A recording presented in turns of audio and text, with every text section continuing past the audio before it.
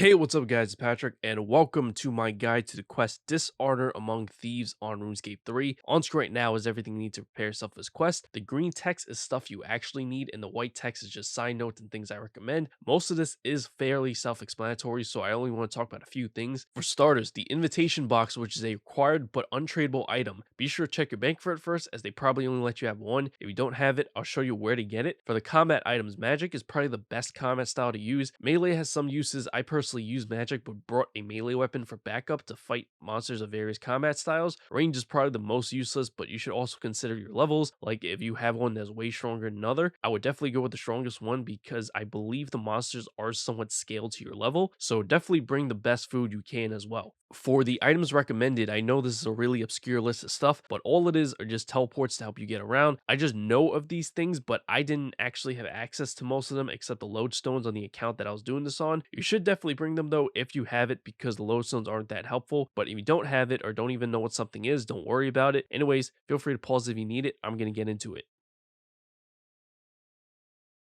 To get the invitation box, go to the area east of Varrock shown by a yellow marker on this map. If you already have an invitation box, just stay where you are. I'll show you where to start the quest in about 10 seconds. Speak to Brother Samuel and select the first chapter and say yes to get the invitation box. To start the quest, regardless of where you are, unless you're somewhere where you can't teleport, click on the invitation box and select the first chapter and says yes to be teleported to the Empyrean Citadel. Speak to Moya and select the chapters right on screen, and she'll give you a communication device.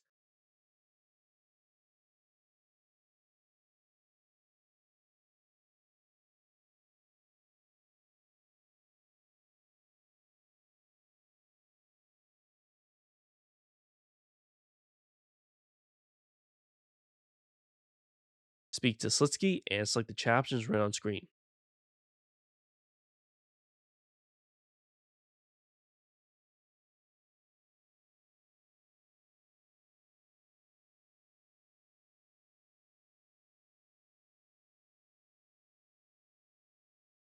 Activate the communication device in your inventory and select the second chapter to teleport to Zamorak's hideout. Continue the conversation with Zamorak and select the chapters right on screen.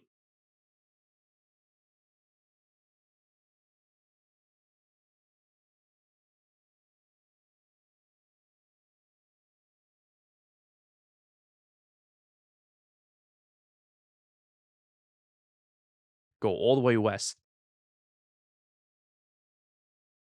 Open the searcher's chest to receive some items.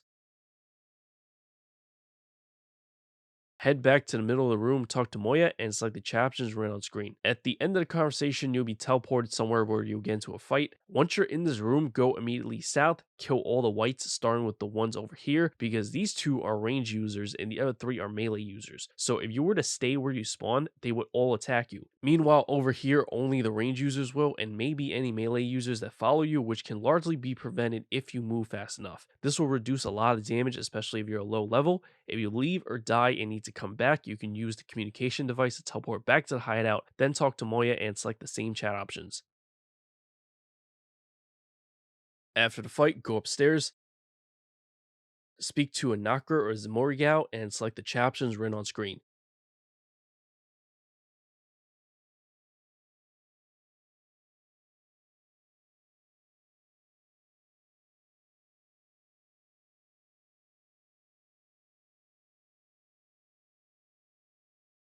You need one free inventory space, open Search's chest to get some items.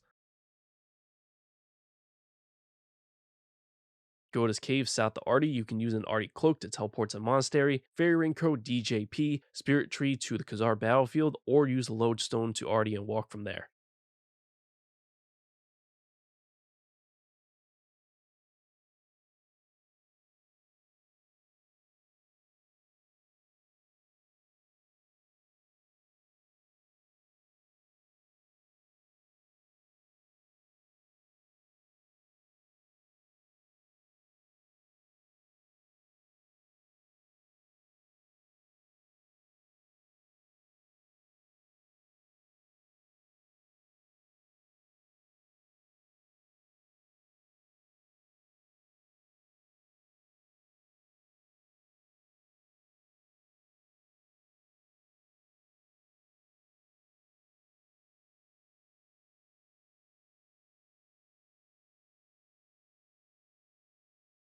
Enter the cave entrance.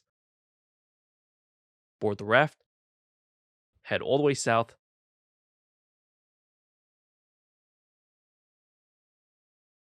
Speak to Hazeel, and if you get chat options, select option 3 to continue.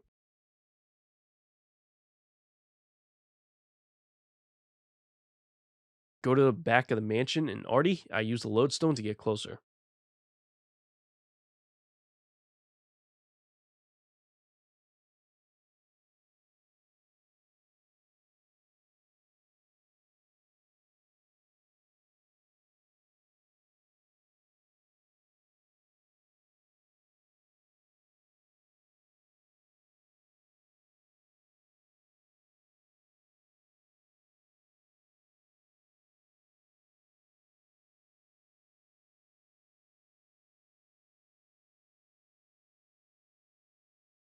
Open and enter his trapdoor.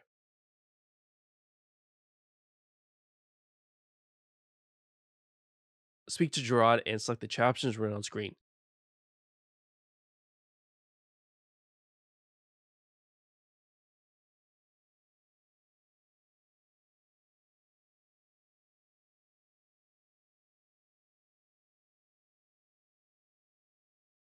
Search the butler in the southwest corner of the room to receive a key and unlock the cell door.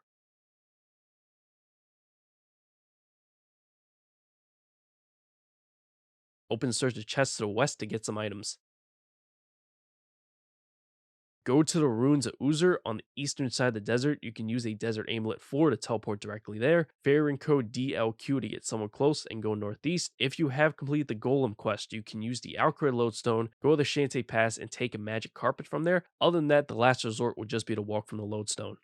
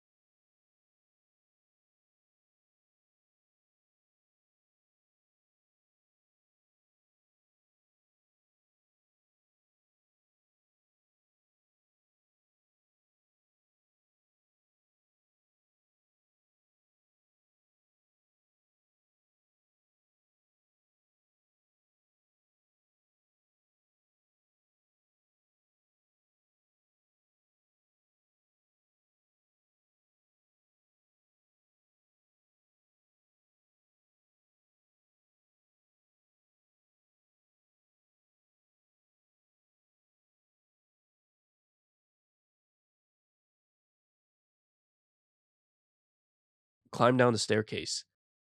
Go north, talk to General Khazard, and select the chat options written on screen.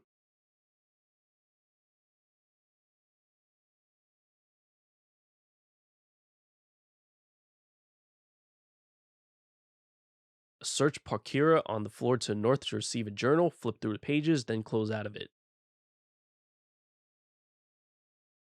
Speak to General Khazard.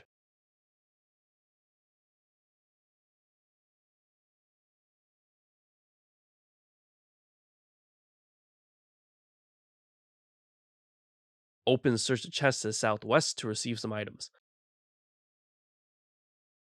I know there's a lot going on here, but let me just explain. The place you ultimately need to go to is the room in the Black Knight's base in the Taverley dungeon, marked by a yellow marker on the right. So if you already know how to get there, you can just go and don't really need to hear anything I'm about to say. But if you don't know, as you can tell, there's two maps here. The map on the left shows the location of the dungeon entrance you need to go to in Taverley. Go there, head down to the dungeon. The map on the right is the inside of the dungeon. The yellow path is a long way to get to where you need to go, assuming you don't have any shortcuts or teleports available. The green path is if you use the level 70 agility shortcut to the right of the entrance if you have the level requirement. The green markers are teleport locations. A Dungeoneering Cape or Horde Stalker ring can teleport you to a resource dungeon near the Blue Dragons, and a Master Archaeologist's outfit can teleport you to a collector named Isra who's in the Black Knight's base. As mentioned earlier, you need to get to a room in the Black Knight's base marked by a yellow marker on the map to the right. Feel free to pause if you need it, as I'm going to move on to the next part now. Speak to Lord Daquarius and select the first caption to talk about Dishonour Among Thieves.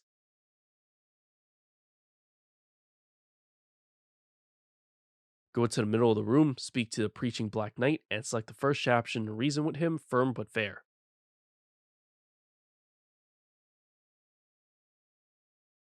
Head to a room in the northeast corner of the base.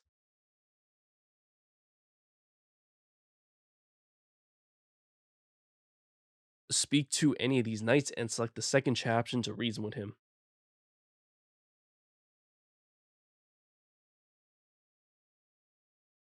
Go to the room all the way to the west.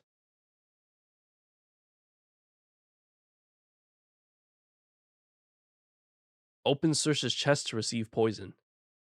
Go back to Lord Daquarius to speak to him. Earlier, I made a mistake and I accidentally walked away from him before he finished talking. Maybe it happened to you. It's not a big deal if it did. I just had to talk to him twice. You know for sure if you did it right when you get a message saying he joined the heist team.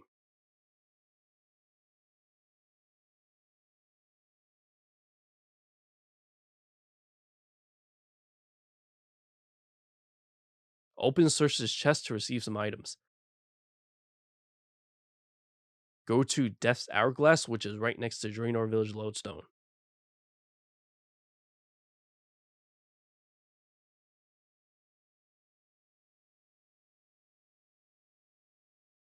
A conversation should start by itself when you enter. Just continue that and select the captions right on screen.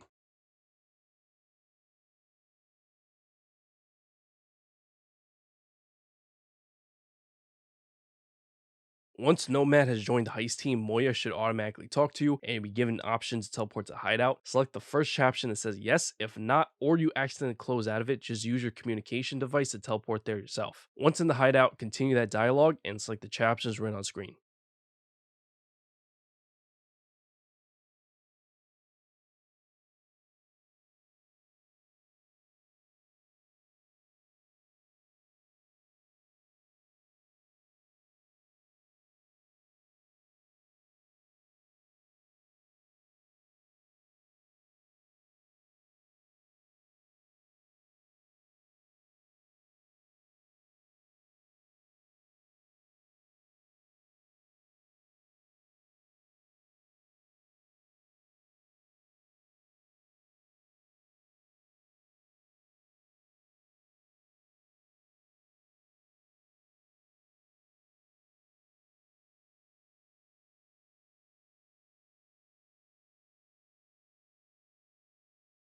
You now have to go to this area near Barrows, just outside of it, actually to the south. But before you go, I would recommend going to the bank, and I listed all the stuff you need for the remainder of the quest. You can bank everything except these. Bring whatever combat items you're using and a communication device, then just fill the rest of your inventory with food. If you have a teleport to get to Barrows or Berg de Rot, like the Dragon's Medallion or Games Necklace if you have that unlocked, go ahead and use that after getting food. I didn't have those things, so I got there by using the Canvas Lodestone, then took the path with the trapdoor shortcut unlocked after the Innate and Myra key quest. If you don't have any of that, you would have to run through a swamp the long way, which is what the yellow path on the map is showing. Also, do not bring a familiar.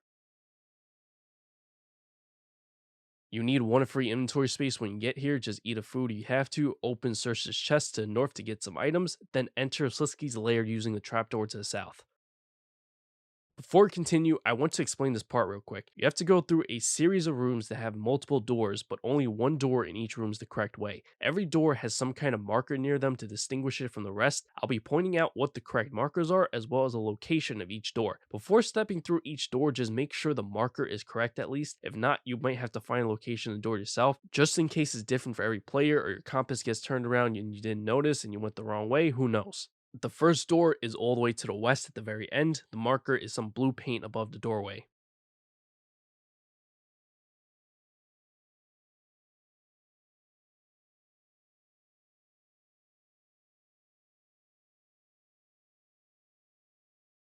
Second door is to south. The marker is a letter V on the floor. It may be hard to see in low detail. You can examine it apparently, and the examine text should say something like the number 5 is engraved on it. V is the Roman numeral for 5 in case you didn't know. The third door is in the northeast corner. There should be a sinister green face in the doorway.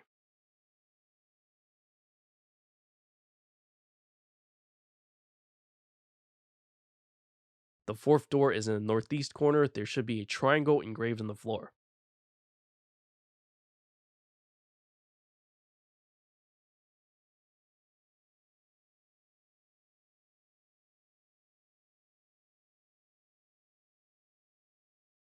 The fifth door is the door directly to the east with the red paint above the door.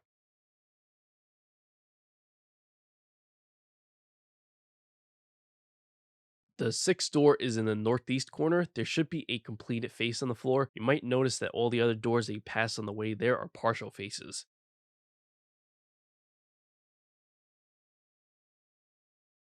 The seventh and final door is in the northeast corner, but there's two doors there. It's the one to the west with the gray or white paint above the door. It looks like it could be either color. I wouldn't worry about that too much.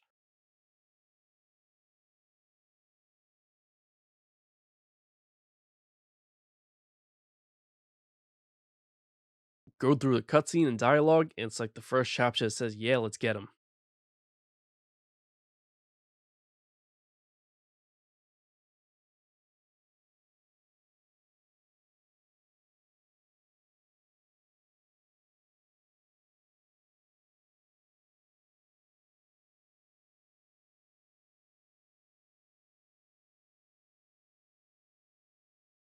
Alright, now let me explain this part of the quest real quick before I continue. You have to go through 3 similar rooms to this. You've probably done something like this in RuneScape before or some other video game. It's one of those where you have to sneak around the room without being seen by the guards, or in this case the wights. If you get caught, you get sent back to the beginning to try again. You cannot run. If you need to move a little faster, there's some controls at the top. They can quickly move you about 4 squares in each direction. I'll be showing you how to get through the rooms, but use the controls at your own discretion if you feel like you need them. But personally, I barely used it. I would recommend watching me do each step before doing it yourself. I'll explain this in a way to give you a little bit of breathing room in between steps so you can stop for a second and watch my video and think. But once you start moving, time is of the essence. I'm also going to speed up certain parts just so you can see what you have to do ahead of time, which also may require you to pause the video if it's going too fast.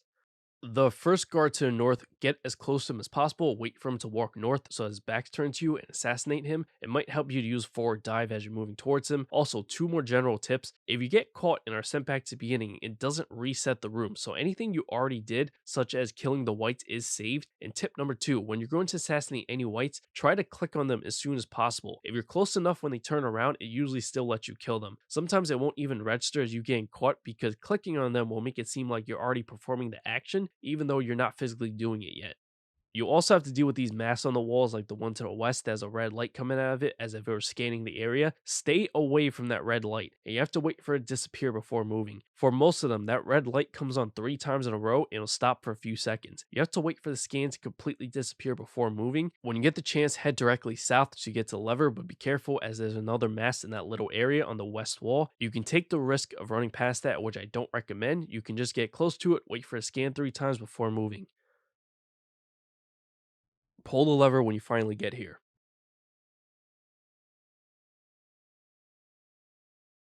Let yourself get caught on purpose to be sent back to the beginning. You now have a path directly to the west that you can walk through to bypass all the obstacles. Pull this lever to the west to get to room 2.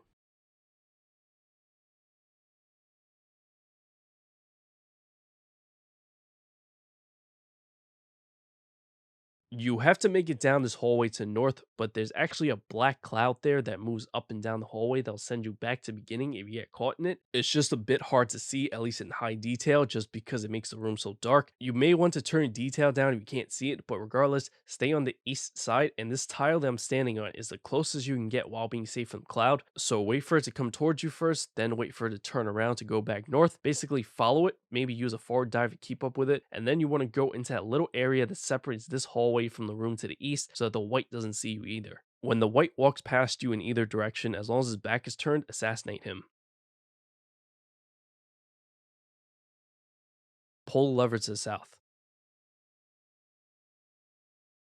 Go back to the beginning or just let yourself get caught.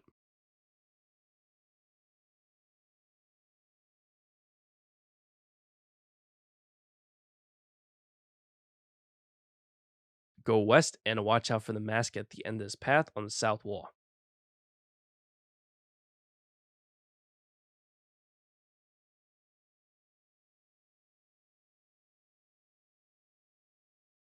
Go around this wall and there's another wight that patrols the hallway to the west.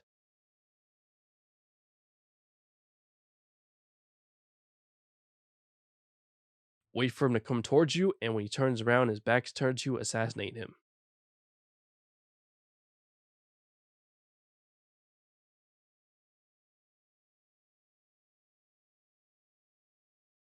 Go further down the hallway, there's another mask at the end of this hallway to the west, and another one to the north just around the corner from that one. They may be difficult to see from this angle, just watch out for the red lights. They should stop scanning at the same time, so you move right after they stop. You should be able to make it past both of them to the lever in the northeast corner. If you're not so confident, you can stand between the two masks and wait for one more scan before moving past the second mask. Pull this lever and head into a room to the north.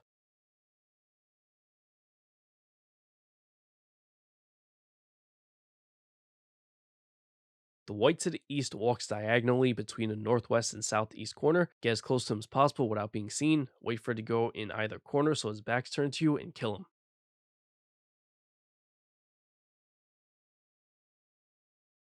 Do the same thing with the next wight to the north, except he moves between the southwest and northeast corner. Staying in that little area to the northwest right before you enter the hallway, there is a black cloud and a wight that goes up and down this hallway. The best way to go about this is wait for the black cloud to move south past you while the wight goes north. So his back's turned to you, then assassinate that wight. You'll most likely get caught by another wight to the north, but it's fine. You can't do anything about that so long as you kill the intended wight. But after that happens, go back to the same area where you're waiting to go into the hallway.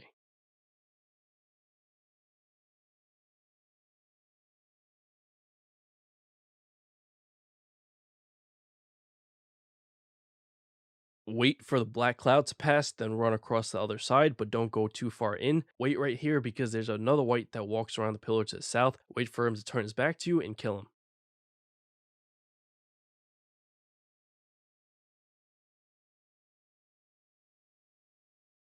Pull this lever to the northwest.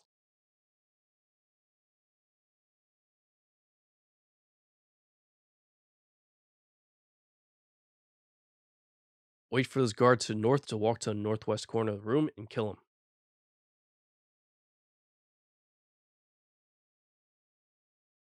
Pull this lever.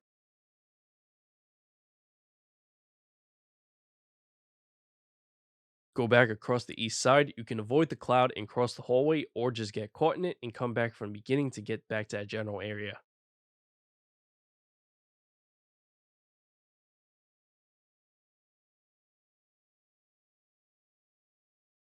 From here, you want to go east, but not so far that you step into the hallway. There's another black cloud that goes up and down this area. Wait for it to go north. Quickly run around to a room to the north and kill that wight when his back is turned. Let yourself get caught and go back to the beginning.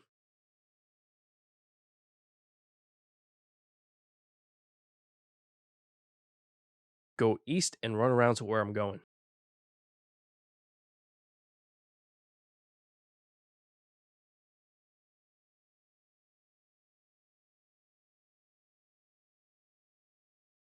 There's a little path that you can walk diagonally to avoid the mask. These masks do not ever turn off like the others, by the way, so you just have to go, run across, and kill the wight to the southwest. Go to the very southeast corner of this area.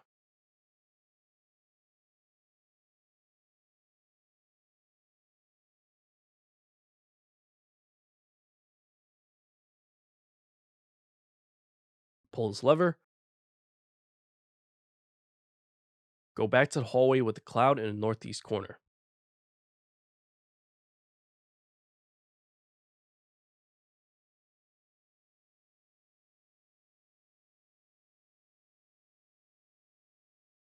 Wait for the cloud to go north and hide out in the room to the north.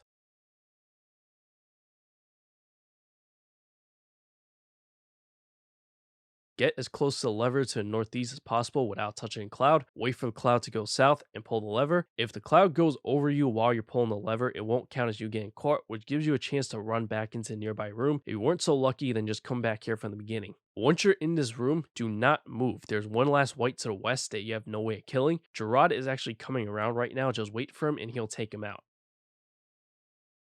Pull the lever next to the door to north and you're done with this part at least.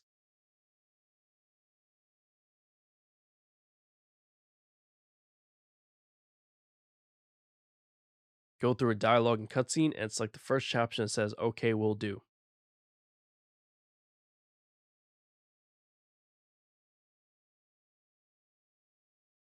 For this next part, I would recommend turning your game sounds on as it'll help a lot. You don't have to do it right at this moment. I don't even know if you want to yet since you're listening to me right now, but at least keep it in mind for later. Speak to Jerrod and select the chapters around the screen. Basically, what you're doing is using him to find footprints, have him follow them, and he'll find a Wight at the end of those footprints. It'll take a few seconds for him to reach him though, as he needs to walk over there, so while he does that, I would recommend watching the rest of my explanation for this part before doing it yourself, as it will become a time-sensitive task. You have to use Jerrod to track footprints a few more times later in a very similar way. It's just the tracks might be in different places, so I can't guide you through the rest of them, but all you have to do is talk to him and get the options again, then either turn left or right. It doesn't matter which way, because if you go far enough in one direction, it'll just take you in a full circle. Just turn until you find the tracks and follow them. Once Jerrod gets to the end of the path and he finds the Wight, you would then talk to Moya, select the first chapter as a yes, and you get this interface. This is what you need to turn your sound on for. If you forget, you can simply close out of it and do it again. It won't cause any issues, but basically what you do here is try to find a memory within the Wight's mind. The location is tricky to find because it's in a random spot, and I can't guide you through this either. All you can do is hover your mouse around, and the way you identify it is, 1, the circle will blink really fast, and 2, it'll make a sound. I'm going to play the sound for you right now so you can hear what it sounds like. It's a bit annoying, by the way.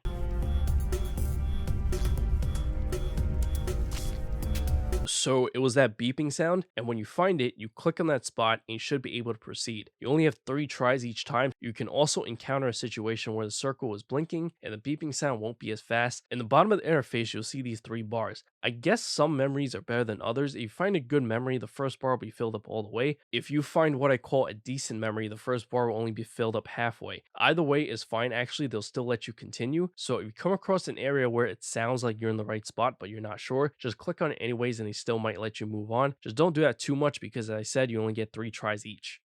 So everything I just described is your main objective, and you have to do that a total of 5 times to get past this part. So have Jerrod find 5 Wights and use Moya to dig through each of the memories. You have to wait for Jerrod to walk back to a spot on the bridge to use them again, by the way. Even though this part is the main thing you have to do, by itself, it is not the time sensitive part.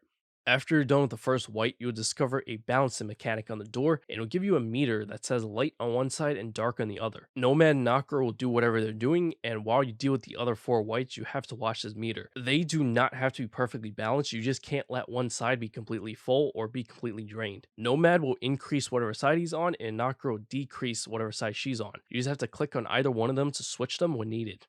After a second Wight, you want to turn your compass so that south is facing up. There are 2 rooms each to the west and east where the Wights will start coming from. Zemouregal will create portals that they will fall into to stop them from overrunning you. They can only come from 2 rooms at a time, so every minute or so those rooms will change. The way you see which rooms they'll be coming from is to look at them and see which rooms have glowing eyes. You can also only use 2 portals at a time, so they need to be moved when the eyes change places. You talk to Zemouregal and put them in the right place. The reason why I had you turn your compass around is because it's also turned around on this interface you're given, so you don't confuse yourself. You have to deselect whichever portals you're not using by clicking on those first, then click on the spots where you want to place the portals. To sum all of that up, the main thing you have to do is use Jerrod to find 5 Wights, then use Moya to read their minds. You gotta do that while watching the light and dark balancing thing and moving the portals around every minute or so. Sounds simple, right? It can actually be a bit annoying when you're using Moya to read a Wight's mind and you have to close out of it to adjust one of the other things because it makes you lose your place. So what I would suggest is make sure they're all good before even going to read any minds. For example, if the Wights just moved rooms, then great, adjust the portals and you have about a minute or so before they switch again. For the balancing thing, I would wait for it to almost fill up one side, then switch them to maximize the amount of time I get before I have to switch them again. So anyways, that's all I gotta say about this part. You can go ahead and try it yourself now. When you've read the memory of 5 Wights, open the vault door. Watch the cutscene as like the chapters run on screen.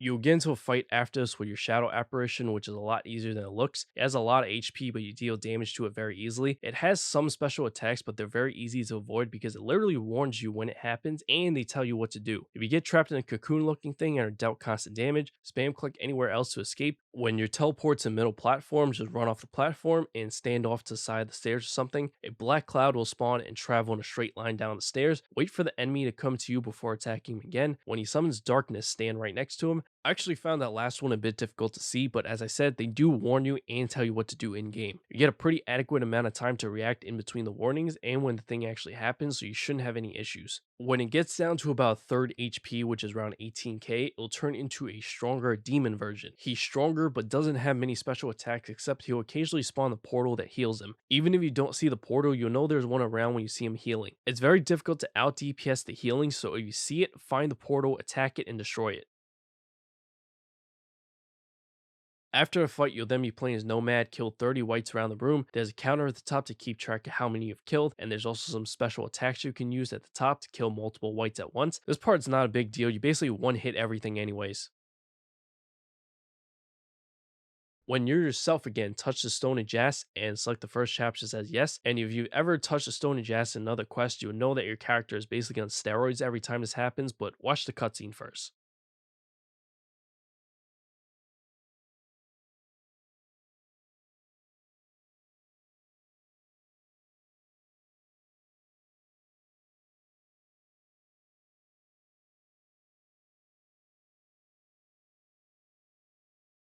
When you're back here, kill the 8 apparitions around the room. The fights are easy since you touch the stone. They should be easy to find as well. Just look around for where the fights are happening. It's always someone from your team fighting the apparition. There will be a counter that comes up after each kill, keeping track of how many you've killed.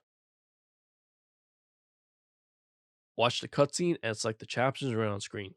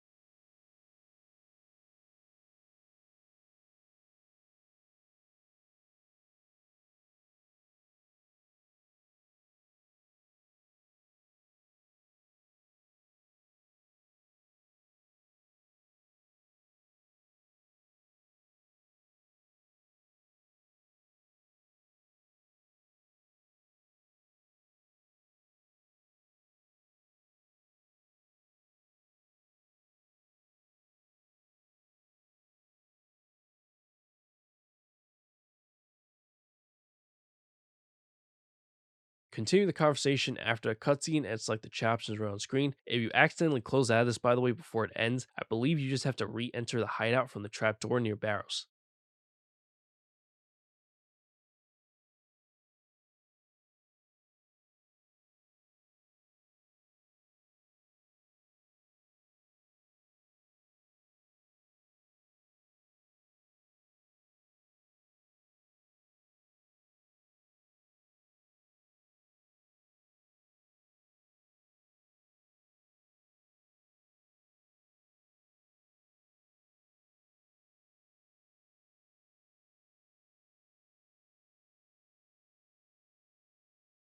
Anyways, that's going to end the quest, so I hope you found this video helpful. If you did, remember to like the video, subscribe to the channel, hit that notification bell for future videos to come if you haven't already. Catch you later. Peace.